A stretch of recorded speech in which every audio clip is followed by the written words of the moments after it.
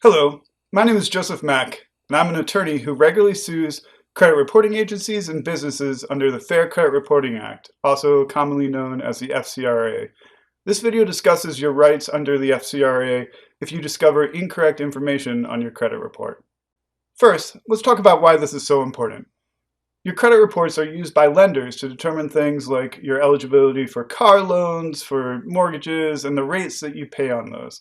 Having good credit is absolutely critical to success in today's world.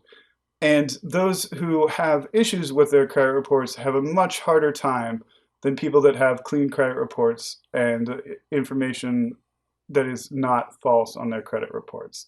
This is why it's really important to make sure that if there is false information on your credit report, that you address it using the rights available to you under the Fair Credit Reporting Act.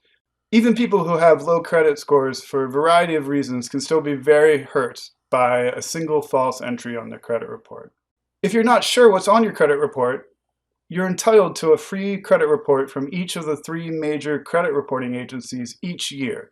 The website to find that credit report is www.annualcreditreport.com. That's the official website that's set up by the government to allow you to get those free credit reports that you're entitled to. And won't try and upsell you with credit monitoring or any of the other things that some of the other websites that purport to give you free access attempt to do. Although there are lots of smaller specialized credit reporting agencies, the big three are Experian, TransUnion, and Equifax. Those three credit reporting agencies are used by most businesses to determine the interest rate and whether or not you're eligible for a loan. And thus, they have immense power over us, and you need to use your rights under the Fair Credit Reporting Act to correct any false information that they're putting out there about you. Now, if you or I were out there running around saying false information about someone owing someone else money without knowing anything about it ourselves, we'd be subject to a big defamation lawsuit. Now, Congress, under the Fair Credit Reporting Act, has made the credit reporting agencies immune to common law defamation cases. But there is a trade-off for that immunity, and that is that under the Fair Credit Reporting Act, if a consumer disputes the contents of a credit report, the credit reporting agency is under an obligation to investigate that and perform a reasonable investigation in connection with that to determine whether or not there really is money owed. The credit reporting agency will also send that dispute to the furnisher, which is the business that is saying that you owe them money. And the furnisher, that business, will be under an obligation under the Fair Credit Reporting Act to conduct an investigation of your dispute as well. So the process commences with you sending a dispute letter to the credit reporting agencies. And the credit reporting agencies then have 45 days to conduct a reasonable investigation and determine whether or not to leave the item on your credit report. If they take it off, that's great. It's not going to be factored into the credit decisions made by businesses because they won't see it, and you won't have an action against the credit reporting agency under the Fair Credit Reporting Act, but that's fine because it's been resolved with regard to that credit reporting agency.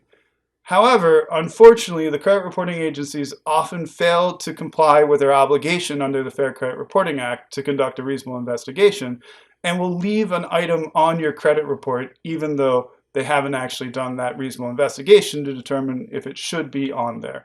In which case, it's time to file a lawsuit. A lawsuit under the Fair Credit Reporting Act can be a very powerful tool. First, the Fair Credit Reporting Act provides for fee shifting, which allows your attorney to get paid by the other side if you're successful in your action. The practical result of this is that you can get representation from a firm like mine without needing to pay us any money. We'll either get paid by the other side if we succeed, take a percentage of any recovery, or in the very unlikely event that we were not successful, you won't end up owing anything in fees. Under the Fair Credit Reporting Act, you'll be entitled to damages, which include loss of credit opportunity and also the emotional distress from the ordeal that you go through dealing with knowing this information is out there and struggling to figure out how to correct it. There's a statutory minimum of $1,000, but we've found in the past that the damages awards are often much greater than that, given the stress and the inconvenience of dealing with these large organizations that aren't complying with the law. Further, there's an opportunity for punitive damages in the case of willful noncompliance, which is often argued by us and others in these cases because we find that the procedures that organizations have in place to conduct those reasonable investigations are in fact deeply flawed. And that exposes them to the possibility of punitive damages on top of the other damages that we've discussed.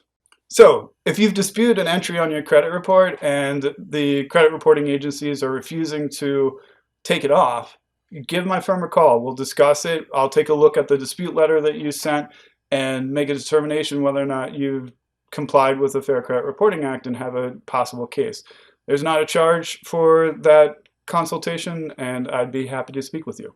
So, what do you have to do to dispute an incorrect entry on your credit report? First, your letter should make sure that it includes the identifying information for you, such as your birth date, your social security number, your address, your telephone number, your full name, and other contact information if available. The letter should identify the incorrect information on your credit report and explain why it's incorrect in your view. You can also attach documents if they're available. You'll want to keep things brief if possible and concise, just saying exactly why there's a problem. If you sort of drown them in documents, it will be harder for you than if you can just key into the exact reasons. We recommend that you send the letter by certified mail. That way you can make sure that you can confirm that they received the letter and you have that proof. Don't go through the website dispute forms. Those sort of constrict you into certain categories. You'll want to be able to explain in your own words why this information is false, and you won't be able to get into that level of specificity using the website submission entries. You're going to be a lot safer doing this by letter, and it's going to save you a ton of potential problems down the line. If you're interested in seeing some sample dispute letters, we have some available on our website at www.macklawonline.com. The website address is there on the screen for the forms that we have and the discussion of sort of the fine points of what you want to include in a dispute letter. Also, there are special rules for identity theft situations where maybe someone used your information to obtain credit or services that they then defaulted on. You still have rights under the Fair Credit Reporting Act to dispute that information, even if you were the victim of identity theft and the business thought that it was dealing with you. The added sort of burden that you have to do if you are a victim of identity theft under the Fair Credit Reporting Act is file a police report. Note that this is just the act of filing a police report. You don't need some confirmation from the police department that you were a victim of identity theft, or they don't have to find the identity thief. You just have to file something with a police department indicating that you did not actually borrow this and you believe that you were a victim of identity theft. And then you include that with the dispute letter that we've discussed in this video, and that triggers an obligation for the credit reporting agencies to go through a more rigorous review of your claims to see whether or not this is something that should be attributed to your credit report. Well, that's it for now. You can read more on my website at www.macklawonline.com about the Fair Credit Reporting Act. Feel free to give me a call or email me with any questions you might have about it. It's a powerful tool for correcting incorrect information on your credit report and holding the credit reporting agencies and the businesses that are providing them with false information accountable in the event that they don't comply with their obligations to do a reasonable investigation once you send this dispute letter. Thank you very much and good luck.